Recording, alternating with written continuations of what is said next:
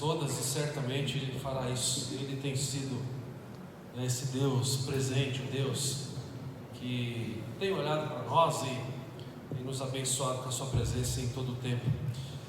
Irmãos, este é o Deus que nos dirige, é o Deus que nos ensina. No momento do culto, nós oferecemos a Deus a nossa vida, o nosso tempo, nós entregamos a Ele, essa expressão de louvor, esse desejo de crescer na graça do conhecimento. E o Senhor sempre fala conosco, E hoje, com o texto que está no Evangelho de Lucas, capítulo 12. Abra sua Bíblia então, se você puder. O texto vai ser projetado aqui, mas sempre é muito bom você também acompanhar aí na sua Bíblia. Lucas capítulo 12. O capítulo ele é grande, mas eu não vou fazer o uso dele todo. Eu vou ler o texto do verso 13 ao 21, mas considerando o contexto no capítulo do Evangelho. Mas Deus, Ele deseja falar conosco hoje, nessa noite, através de Lucas 12, a partir do verso 13 até o verso de número 20. Peço para que você acompanhe. Farei a leitura. Esse texto diz assim: Nesse ponto, um homem que estava no meio da multidão lhe falou: Mestre, ordena a meu irmão que reparta comigo a herança. Mas Jesus lhe respondeu: Homem, quem me constituiu juiz ou partidor entre vós? Então lhes recomendou: Tende cuidado, guardai-vos de toda e qualquer avareza, porque a vida de um homem não consiste na abundância de bens que ele possui. E lhes proferiu ainda uma parábola, dizendo: O campo de um homem rico produziu com abundância, e arrazoava consigo mesmo, dizendo: Que farei, pois não tenho onde recolher os meus frutos? E disse: Farei isto, destruirei os meus celeiros, reconstruí-los-ei maiores, e aí recolherei todo o meu produto e todos os meus bens. Então direi à minha alma: Tens em depósito muitos bens para muitos anos, descansa, come, bebe e regala-te. Mas Deus lhe disse: Louco, esta noite te pedirão a tua alma e o que tens preparado, para quem será? Assim é o que entesoura para si mesmo e não é rico para com Deus. Quando a gente olha a Bíblia, eu estou com duas versões aqui da Almeida. Uma delas não tem a divisão que foi colocada pela Sociedade Bíblica, que é a divisão que aí provavelmente na sua Bíblia você deve ter entre o 12 e o 13. Na minha está assim: Jesus reprova a avareza, Mas se você tiver uma Bíblia de estudo, por exemplo, a Bíblia de Estudo da Herança Reformada, ela não tem essas divisões, os capítulos. E aí, isso é uma coisa muito boa, porque você tem que fazer o exercício de perceber aquilo que o Senhor está dizendo na palavra. E por mais que muitas vezes esses negritos eles dividem e fazem a gente entender um pouco melhor, às vezes a gente dá umas picotadas no texto que não é para dar. E se você acompanhou a leitura, no verso de número 13, o texto começa a dizer: neste ponto, então eu tenho que considerar tudo aquilo que está acontecendo aqui. Quando você olha para o capítulo 12 de Lucas, o capítulo 12 é um texto onde na verdade é uma chamada de Jesus à vigilância. Ele está chamando os seus ouvintes, aqueles que ouviram as suas palavras, a serem vigilantes. Fique com isso em mente, porque eu gostaria de trabalhar um tema com vocês essa noite. Vou pedir para o Thomas colocar para nós. E baseado em Lucas 12, do 13 ao 21, eu gostaria de conversar com vocês sobre a loucura da vida sem Deus. Uma vida sem Deus é loucura, não é verdade? É uma loucura. E o texto, ele nos ensina isso. Parece que quando a gente olha para esse tema, a gente fala assim: mas é impossível viver assim. Aí eu faço uma pergunta que o Espírito Santo tem feito para mim: será? Irmãos, é possível a gente viver sem Deus dentro da igreja, ouvindo o louvor do carro o tempo todo, porque andar com Deus é um exercício onde eu vou precisar abrir mão de muitas coisas. Eu vou precisar abrir mão do meu tempo, eu vou precisar de disposição, porque o Espírito Santo é aquele que aplica a palavra, mas ele vai aplicar aquilo que nós lemos da palavra. Uma vida com Deus significa que eu vou ter tempo para investir nessa caminhada com Ele. E a época que a gente vive é uma época onde você certamente já percebeu, ela não é marcada pela presença de Deus, ela é marcada pelo consumo, ela é marcada por uma busca incessante por estabilidade financeira, né? Porque muitos têm uma crença de que a verdadeira felicidade ela pode ser adquirida. Para muita gente, o sucesso passou a ser medido pelo patrimônio, e a gente vai ver que não tem problema de ter patrimônio. Pelo contrário, o problema é o patrimônio ter a gente, não é verdade? Mas quando Jesus está aqui conversando com fariseus, ele está ali ensinando seus discípulos, sendo confrontado, ele conta uma parábola que vai confrontar diretamente essa mentalidade de consumo, que é a parábola que nós lemos aqui, quando do verso 16 para frente. Mas antes ele dá algumas orientações, né? Tudo vai começar, para Jesus contar essa parábola, né, quando ele é chamado para resolver uma questão de uma disputa, né? E olha que coisa interessante, quando eu estava lendo o capítulo todo, você percebe lá no verso 13 então, né? Olha na sua Bíblia, se você tiver com a sua Bíblia e você abrir e começar a ler do 13, o texto vai chamar a sua atenção quando ele diz desse ponto. Você fala, opa, peraí, que ponto? Então eu tenho que ler. É quase que algo do instinto, né? Opa, leia então, porque nesse ponto aconteceu algo antes. Quando você vai lá para o início do capítulo, dá uma olhada no verso número 1. Lucas registra assim no verso 1: posto que miríades de pessoas se aglomeraram, a ponto de uns aos outros se atropelarem, passou Jesus a dizer antes de tudo aos seus discípulos. Olha só, imagina uma grande multidão, um passando em cima do outro, assim, tudo apertado. E Jesus passou a dizer aos discípulos: acautelai-vos o fermento dos fariseus, que é a hipocrisia. Na leitura que eu fiz desse capítulo, duas palavras me chamaram a atenção. A primeira é hipocrisia, quando ele está falando do fermento dos fariseus. E eu fiz uma ligação dessa palavra com outra que nós lemos no nosso texto, quando no verso 15 o texto diz: então lhes recomendou, tende cuidado e guardai-vos de toda e qualquer avareza. Então Jesus está ensinando os discípulos, a liderança religiosa está ali, e Jesus, né, eu queria ver ele olhando para aqueles líderes e mesmo assim dizendo: acautelai-vos o fermento dos fariseus, que é a hipocrisia. Jesus estava chamando aqueles líderes religiosos de hipócritas. O que é o hipócrita? É aquele que fala uma coisa e faz outra. E ele depois, aqui no texto que nós lemos, ele fala: cuidado com a avareza.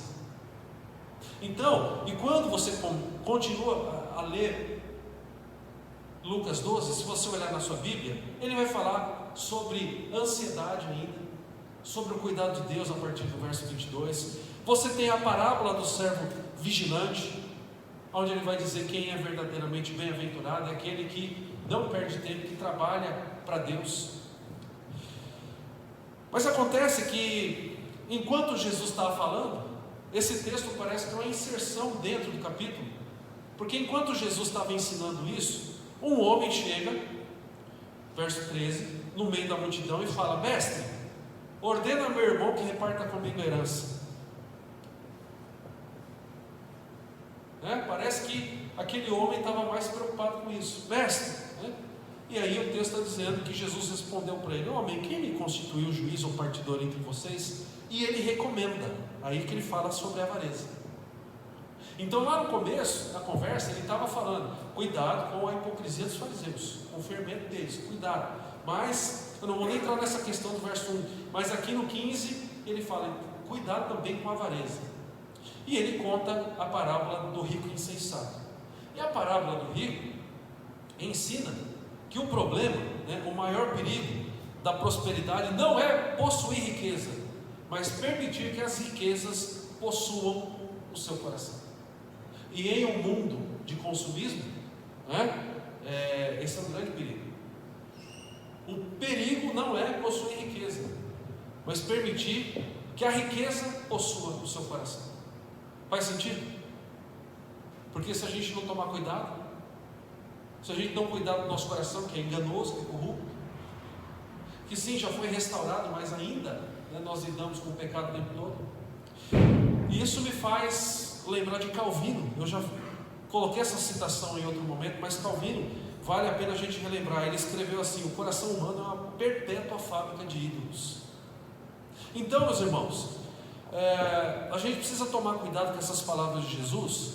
E olhando para essa parábola, como nós vamos fazer, eu acredito que ela vai ter 3 perguntas para nós. A primeira: qual o perigo da ganância? A segunda: qual a loucura da autossuficiência? E ela vai responder também: qual é a verdadeira riqueza? Então vamos para a primeira lição. Pedir para o Thomas colocar para nós aqui. O primeiro ensinamento, a primeira lição que nós temos, fala sobre o perigo da ganância.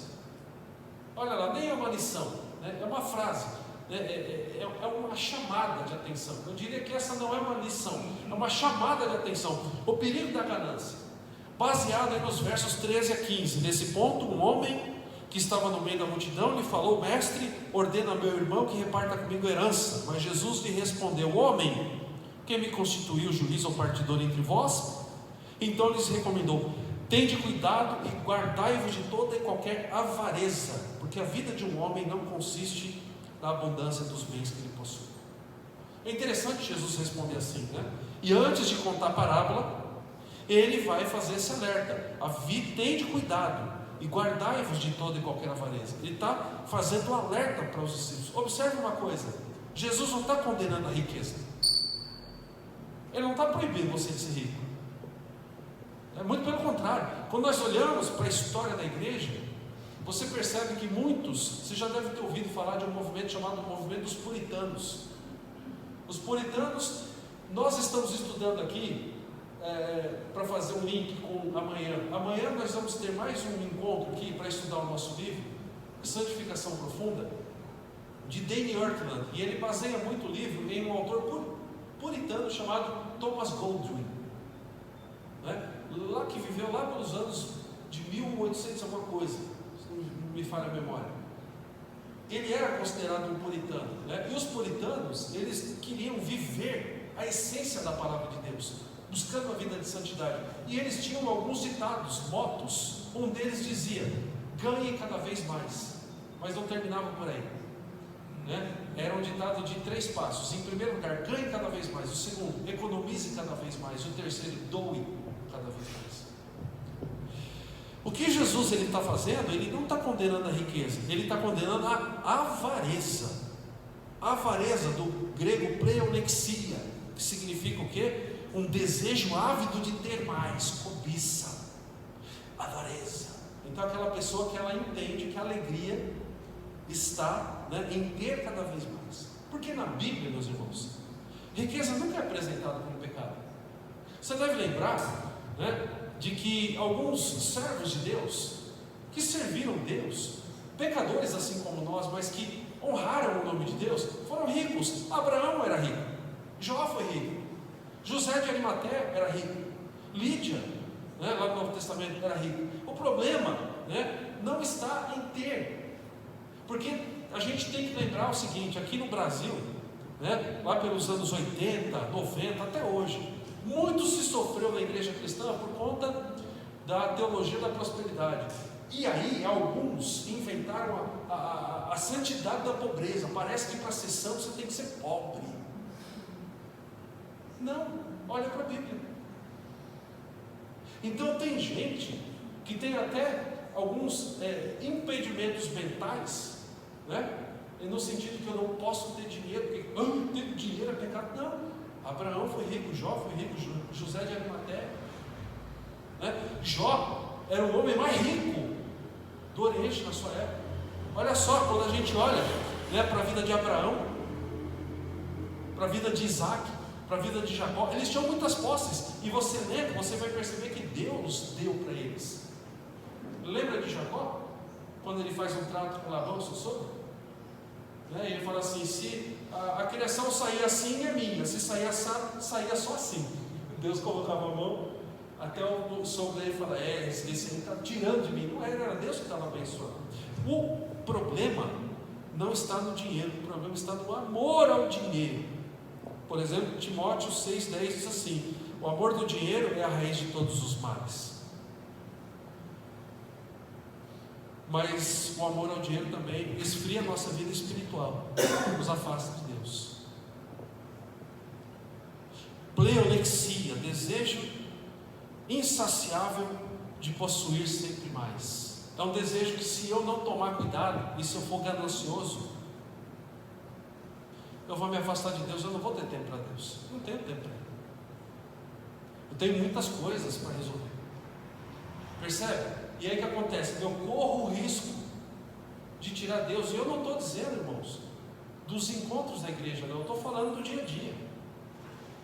Eu tenho que ler esse texto, essa parábola, e eu tenho que pensar na minha vida, e você na sua, no sentido de que, será que eu tenho caído, né, neste engano?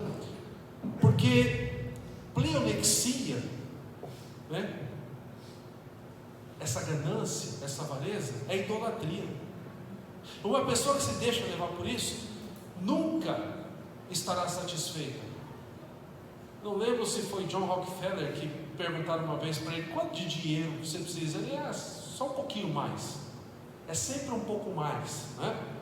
Agora, isso para corações pecaminosos é um problema, porque quanto mais a gente possuir, mais a gente vai desejar. João Calvino, mais uma vez, ele comentando sobre isso, ele diz assim: Cristo mostra que a felicidade do homem não depende da abundância de bens, porque a vida procede exclusivamente da bênção de Deus. Então, eu tenho que entender, né, a minha época.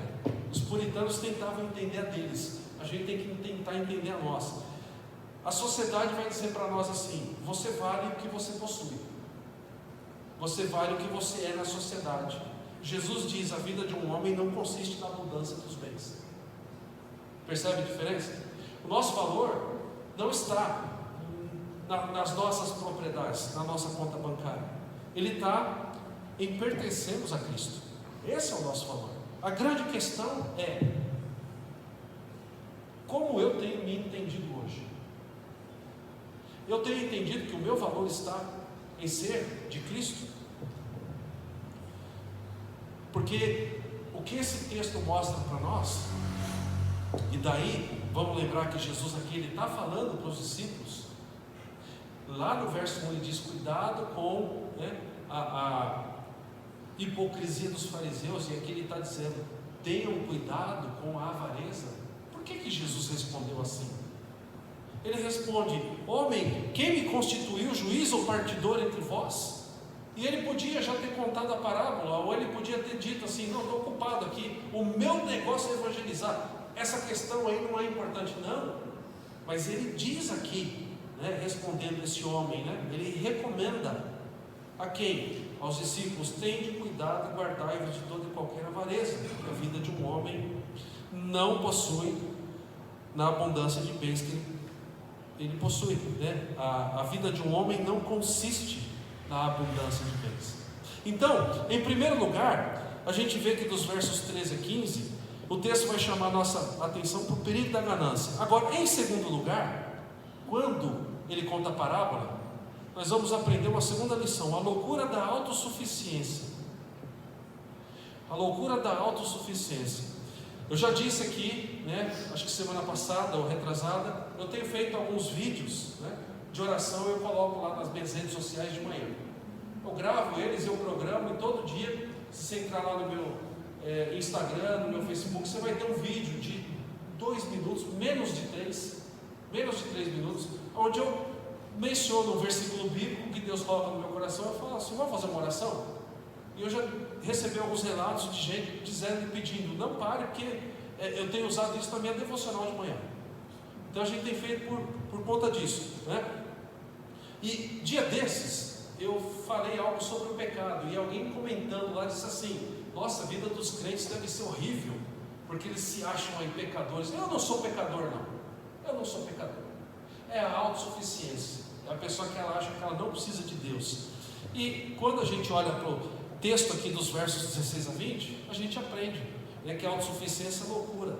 olha lá, dos versos 16 a 20. E lhes proferiu ainda uma parábola. Então, primeiro, ele chama a atenção, faz, né, esta afirmação de, olha, cuidado com a avareza, né? Ele acende aí a luzinha amarela, cuidado. E agora, do 16, ele vai contar a parábola. E lhes proferiu ainda uma parábola, dizendo: o campo de um homem rico produziu com abundância. E arrazoava consigo mesmo, dizendo: que farei? Pois não tenho onde recolher os meus frutos. E disse: farei isto, destruirei os meus celeiros, reconstruí-los em maiores, e aí recolherei todo o meu produto e todos os meus bens. Então direi à minha alma: tens em depósito muitos bens para muitos anos, descansa, come, bebe e regala-te. Mas Deus lhe disse: louco, esta noite te pedirão a tua alma, e o que tens preparado, para quem será? Jesus conta uma história apresentando a vida de um agricultor bem sucedido, não é verdade? Ele começa a dizer lá no 16: o campo de um homem rico produziu com abundância. Irmãos, nada aqui indica fraude na vida desse homem rico. Não, né? Provavelmente nessa história aqui Jesus está querendo contar a história de alguém que trabalhou, que produziu, que prosperou. Você deve conhecer pessoas assim, que são muito ricas e prósperas por conta do trabalho delas, não porque elas fraudaram. É que no Brasil, quando a gente olha para a classe política, fica difícil, né? Mas nem todo mundo é político. E tem gente que às vezes a pessoa recebeu uma herança, às vezes a pessoa construiu tudo. O texto não está indicando fraude, ok? Isso é muito interessante. Agora, o texto vai apresentar a parábola desse homem rico, vai apresentar um problema dentro do coração desse homem. Sabe por quê? Observa quantas vezes aparecem pronomes pessoais. Dá uma olhada, verso 16, né? E arrazoava, 17, e arrazoava consigo mesmo, dizendo: que farei, pois não tenho onde recolher os meus frutos? E disse: farei isto, destruirei os meus celeiros, reconstruí-los em maiores, e aí recolherei todo o meu produto e todos os meus bens. Então direi à minha alma: tens em depósito muitos bens para muitos anos. Tudo nessa parábola, olhando para a vida desse rico agricultor, gira em torno do eu. Tudo. Deus está fora da narrativa. Consegue perceber? Eu vou construir, eu vou derrubar os meus celeiros, eu vou construir os meus celeiros maiores, eu vou guardar os meus frutos, eu vou guardar as minhas coisas. Aí eu vou dizer: irmãos, olhando para esse texto aqui, olhando para essa parábola, lembrando que Jesus está contando uma história, dá para a gente perceber que esse homem rico, ele cometeu pelo menos 3 erros. Em primeiro lugar, ele acreditou que ele era dono de tudo,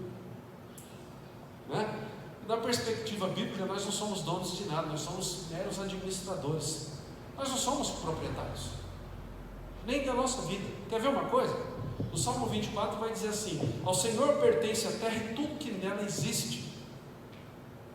Aquele homem estava equivocado, ele estava achando que tudo era dele, ele estava louco dentro da autossuficiência. Eu não preciso de nada, porque eu vou construir, eu vou fazer, eu estou à frente, eu vou dizer à minha alma: descansa, come, bebe, regala-te, tens aí guardado para muitos anos. Ele acreditou que ele era dono de tudo, mas ele cometeu o segundo erro. Ele confiou no futuro: tenho bens para muitos anos. Eu não sei quantos irmãos viram, a Copa do Mundo nem acabou, mas um jogador da África do Sul de 25 anos faleceu. Até agora eu não vi nenhuma notícia dizendo do que foi, mas morreu. Deve ter passado mal, aconteceu alguma coisa. Há anos atrás teve uma outra seleção que perdeu um jogador também de forma drástica, acho que foi a Colômbia, quando um jogador, o zagueiro, ele foi voltar a bola para o goleiro, fez um gol contra. Meses depois ele foi assassinado num estacionamento de um mercado por conta disso, porque ele fez um gol contra na seleção. Nessa história que Jesus está contando, então, O primeiro erro desse homem rico, ele acreditou que ele era dono de tudo. O segundo, ele confiou no futuro. Só que Deus respondeu para ele: louco, essa noite te pedirão a tua alma. E em terceiro lugar, terceiro erro, ele acreditou que a riqueza ia produzir a segurança dele. Ele está confiando nele, ele tirou Deus da jogada. Esse homem planejou seus celeiros, mas ele não planejou a sua eternidade. Esse homem estava confiando no dinheiro que compra remédios, mas não compra saúde. Que compra uma casa, mas não compra um lar. São coisas diferentes, não é verdade? Que compra entretenimento, mas não compra paz. Que compra seguros, mas não impede a morte. O grande pastor e escritor R.C. Sproul, comentando sobre esse texto, ele escreveu: o pecado do rico foi não possuir bens, mas viver como se Deus não existisse. O pecado dele não era ter as coisas. E é interessante, meus irmãos, quando a gente fala, de que ele confiou no futuro e ele responde, ele recebe a resposta de Deus, e está lá no verso de número 20: mas Deus lhe disse: louco, esta noite te pedirão a tua alma, e o que tens preparado, para quem será? Eu fiquei curioso, eu fui dar uma olhada na tradução dessa expressão louco, e é do grego apron, que significa alguém sem razão, alguém sem sentido, tolo, estúpido, alguém sem reflexão ou inteligência, alguém precipitado. Então é como se Deus respondesse: eita, seu sem sentido. Alguém já te chamou assim? Às vezes quando a gente é novo, a gente toma algumas decisões: você é doido, você é maluco, muitas vezes as pessoas até olham assim para as outras e falam: você é um estúpido. Eu só estou lendo aqui o que significa a palavra, da tradução do grego para o português. Pode ser usado assim. Então o que acontece? Esse homem, ele acreditou na autossuficiência dele, e de certa forma, ele ficava tranquilo, porque ele tem tudo, ele não precisa de Deus. É como se ele dissesse para Deus: se o Senhor não atrapalhar, já está ajudando. É como aquele filho que não tem nenhum apreço pelo pai, mas depende financeiramente do pai, e quando acaba o dinheiro, ele fala: ô pai, aí ele procura. Eu não sei se isso já aconteceu com você, talvez não no relacionamento pai e filho, mas você já deve ter aí tido a experiência de ter um amigo que nunca lembra de você. A hora que ele precisa: ô, tudo bem? Como é que vai? Te dá aquele tapinha assim, e você fala: mas que falsidade, Já vai pedir alguma coisa. Porque o ser humano é assim. Mas a gente aprende essa segunda lição: buscar ser autossuficiente é loucura diante de Deus.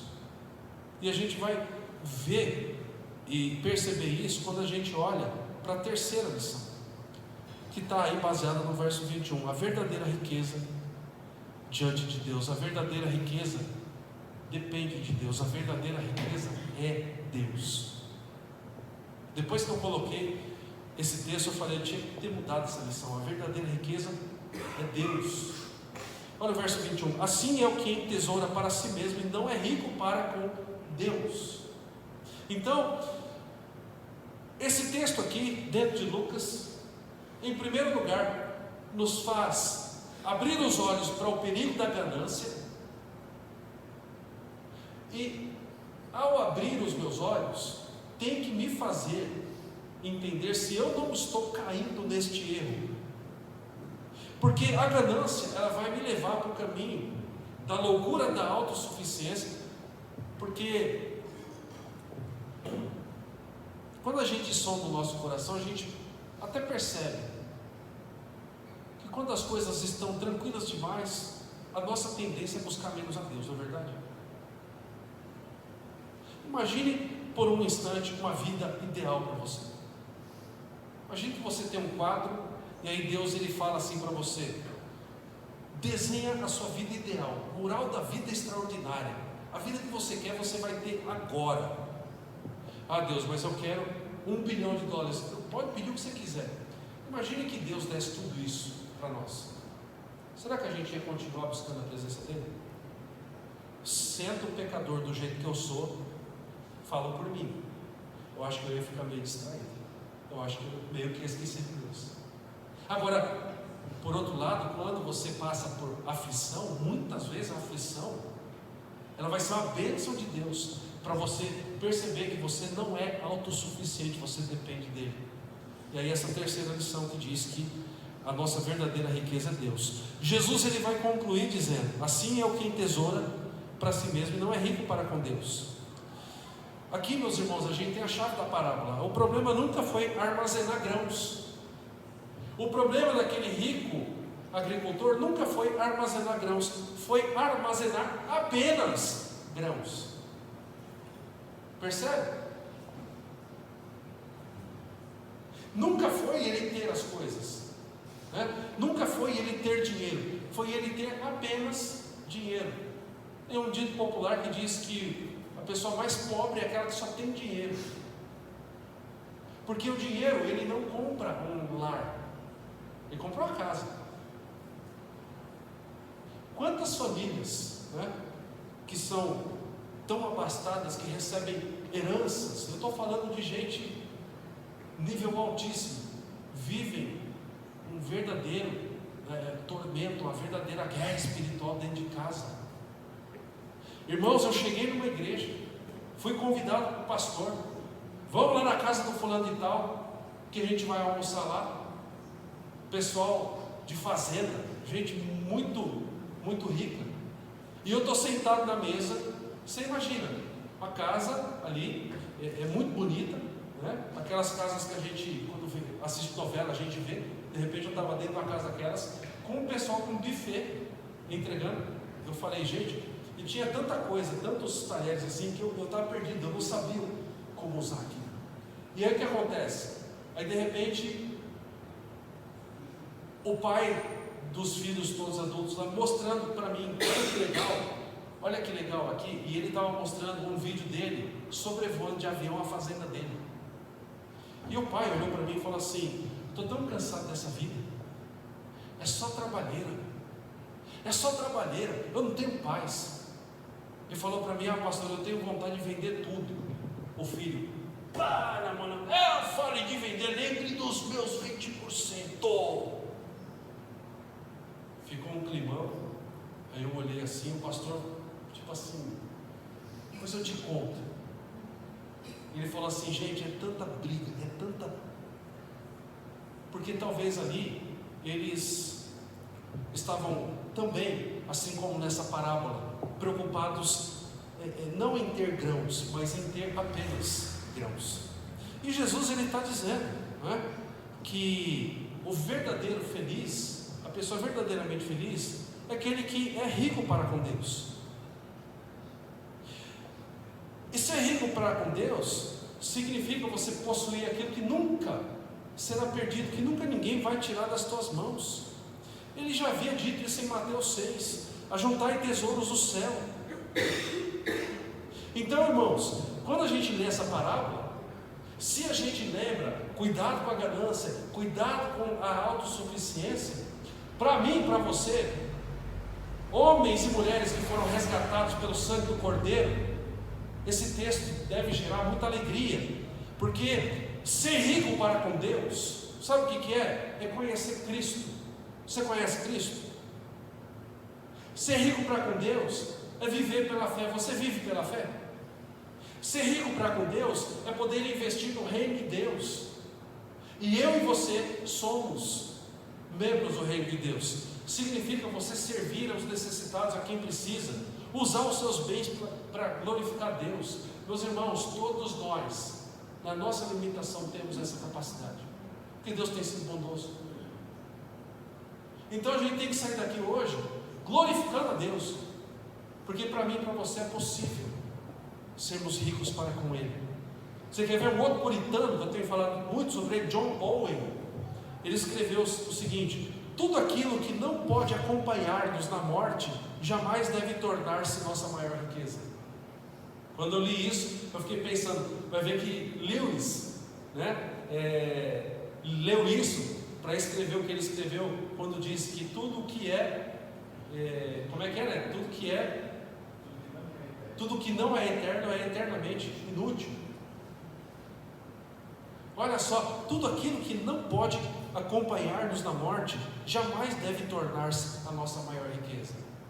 Irmãos, a gente tem que ler esse texto aqui e agradecer a Deus porque a gente está vivo. Independente se eu estou passando por um dia tranquilo ou um dia difícil, eu estou respirando.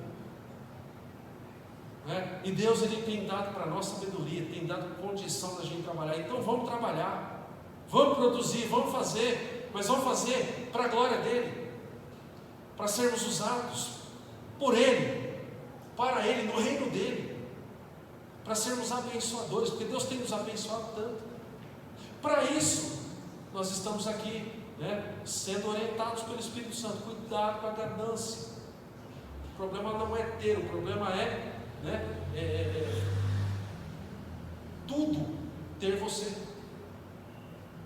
Eu sempre falo, eu sempre gostei muito de música, e eu gosto de algumas bandas de rock, e tem uma música de um roqueiro brasileiro chamado Frejá. Frejá, ele foi líder do Barão Vermelho há muito tempo, e ele certa vez escreveu: desejo que você tenha quem amar, e naquela música ele dizia: eu desejo que você tenha dinheiro, porque é preciso viver também, mas que você diga a ele pelo menos uma vez quem é mesmo o dono de quem. Olha só, é graça comum, Deus, usando uma pessoa que às vezes nem crê em Cristo, para lembrar de uma verdade que também tem base bíblica. O problema não é ter o dinheiro, é o dinheiro, achar que é o meu dono.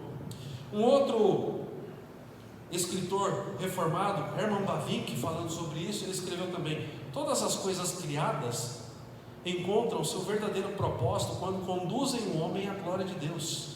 Então, se Deus tem te abençoado com tempo, se Deus tem te abençoado com dons, se Deus tem te abençoado com conhecimentos específicos, cada um aqui tem um conhecimento específico na nossa área de trabalho, cada um aqui tem um gosto, tudo isso a gente pode usar para a glória de Deus.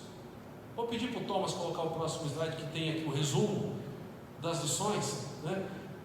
Para que eu viva assim para a glória de Deus, eu preciso, em primeiro lugar, tomar cuidado com o perigo da ganância. O coração da gente é ganancioso, irmãos. Eu já contei para vocês. Na quarta-feira nós tivemos um encontro que tem sido um encontro com as igrejas presbiterianas, onde toda a igreja é convidada. Nós estivemos lá na quarta-feira, estava eu, a Fátima, o Natan, o Dori, o Marcelo, a Adriana, não lembro se tinha mais alguém da nossa igreja lá. E tivemos alguns momentos, o pastor Reginei levou um estudo, cada pastor está trazendo um estudo uma vez. Eu, você, acho que lá para setembro, outubro, novembro, não lembro, na igreja do Monte das Oliveiras, a gente vai ter um estudo desse aqui também. E uma das orações que foram feitas, o reverendo Gelson, presidente do presbitério, pediu para o pastor Wagner orar pela reunião do Supremo Concílio, e orando, ele pediu: Senhor, que o Espírito Santo do Senhor não permita com que conchavos aconteçam lá. Por quê? Irmãos, porque é terrível quando pastores se reúnem. Alguns fazem as perguntas: quantos membros a sua igreja tem? Aí você responde: tem 80. Ele fica assim, é louco para você perguntar para ele quanto tem. Aí a sua, a minha tem 700. E a arrecadação? Porque parece uma competição. Muitos são assim. Por quê? Porque o nosso coração é enganoso. Mas esse texto está aqui para nos lembrar, para a gente viver para Deus. Em primeiro lugar, cuidado com a ganância. E eu digo que é a palavra para mim e para vocês. Por quê? Porque aqui em Lucas é Jesus quem está dizendo para os seus discípulos, então também para nós. Em segundo lugar, cuidado com a loucura da autossuficiência. Nós não somos autossuficientes, nós dependemos de Deus. Eu não posso dizer, assim como na história: agora come, bebe, descansa e regala-te, porque tem isso para muitos anos. Eu ouvi também a história de um homem, parece que foi um caso verídico, lá em Ourinhos, que O que falavam dele é que se você entregasse uma aspirina para ele, ele atravessava o oceano e saia com ela seca. Sequinho, não fechado. E todo mundo sabia que ele era assim. E não se cuidava, não cuidava da saúde, não cuidava. E a mulher dele está lá. E a mulher dele está lá, querendo as coisas. Tem que arrumar a cozinha. Não pode gastar. Sabe o que aconteceu com o homem? Morreu. Sabe o que a mulher fez tempo depois? Conheceu um rapaz mais novo. Aquele casal não tinha um carro bom, não tinha uma casa boa, só que ele tinha terrenos, ele tinha dinheiro guardado.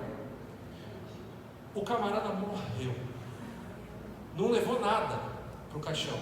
Ela conheceu outro rapaz, namoraram, se casaram.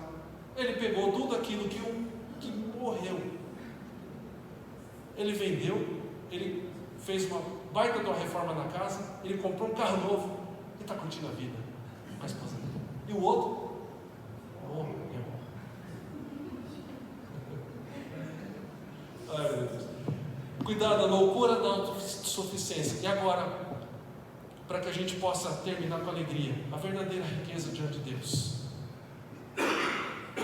Nós temos a oportunidade de sermos ricos para com Deus.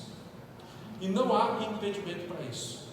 O apóstolo Paulo diz que agora já não há nenhuma condenação para aqueles que estão em Cristo Jesus. Vou fazer as perguntas de novo. Você crê em Cristo? Você vive pela fé? Você está crescendo na graça do conhecimento? Você está vivendo para abençoar as pessoas? Se a gente viver assim, nós somos ricos para com Deus. As dificuldades vão vir, as dificuldades vão querer, que a gente esqueça de fato quem nós somos, mas aí você vai abrir a sua Bíblia, você vai ler a Bíblia, o Espírito Santo, quem você habita, vai te lembrar quem você é, e você vai dar glórias, até pelas dificuldades que você tem enfrentado.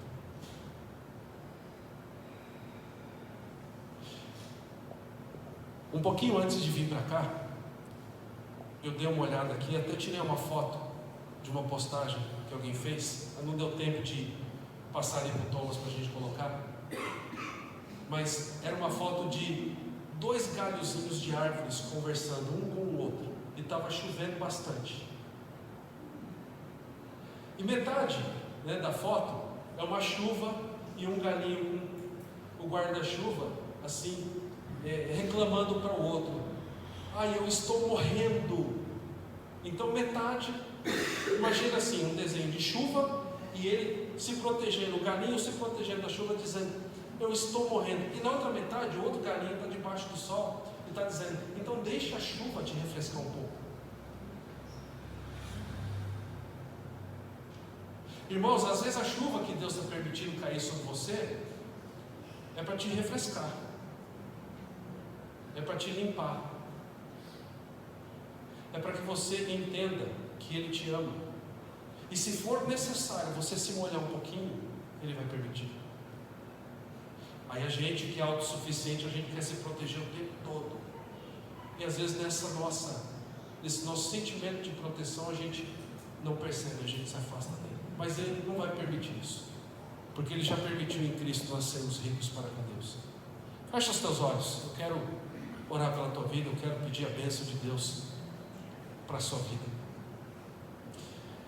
Senhor, nós estamos aqui, ó Pai, felizes porque a Tua Palavra nos orienta a termos cuidado com a ganância, não vivermos do espírito deste mundo, a termos o cuidado de não nos acharmos autossuficientes, e o nosso coração enganoso muitas vezes diz isso quando nós estamos passando uma fase tranquila. Às vezes olhamos a Deus e não há nenhuma doença grave na família, nós temos uma certa provisão financeira, os relacionamentos estão relativamente bem, e nessa hora o nosso coração muitas vezes quer dizer que tudo é resultado do nosso trabalho, tudo é resultado da nossa dedicação, e nós nos esquecemos que dependemos do Senhor até para respirar. Livra-nos, ó Deus, do engano da autossuficiência, e que sejamos ricos diante do Senhor, cheios do Espírito Santo, homens e mulheres que foram resgatados pelo sangue do Cordeiro, que foram, ó Deus, abençoados com a Tua presença, e que vivamos como cidadãos do teu reino, para a honra e glória do teu nome. Nos ajuda. Continua conosco, Pai, e nos abençoa com a tua presença. É o que nós oramos. Fazemos isso em nome e por amor de Cristo Jesus, nosso Senhor e Salvador. Amém. Que Deus te ajude, que Deus te abençoe a ver como você é rico diante dele. E como, se você não tem sentido isso, como isso é possível para você. Não é? E quando a gente entende isso, a gente dá glórias a Deus até no meio da tempestade. Vamos ficar em pé, vamos receber a bênção do Senhor. E olha só que coisa, né? A gente às vezes acha que a gente não é rico, né? Essa bênção significa, né, o pedido, né, para que o Espírito Santo de Deus nos ajude, nos abençoe. A bênção não está naquele que aqui na frente levanta a mão. Este é apenas um instrumento, é o Espírito Santo que quer que nós entendamos que somos abençoados. Que a hora que você sair por aquela porta, que você lembre que você não está sozinho, mas que esse que está no controle da tua vida, ele vai com você, que ele está à tua frente, que ele vai te livrar do mal, e que mesmo se você passar por dificuldades, você vai passar para você aprender que você não está sozinho, que você está com ele. Eu ouvi esses dias, irmãos, viver com Deus não significa ausência de luta, mas significa, né, o entendimento da presença dele com você, mesmo na luta. Meus irmãos, povo de Deus, que a graça do nosso Senhor e Salvador Jesus, o amor do nosso amado eterno Pai, que a comunhão, o consolo, que a presença, que a beleza do Santo Espírito, que a sua unção esteja sobre todos nós, hoje e para todos sempre. Amém. Amém. E amém. Que Deus te abençoe. Você pode se assentar.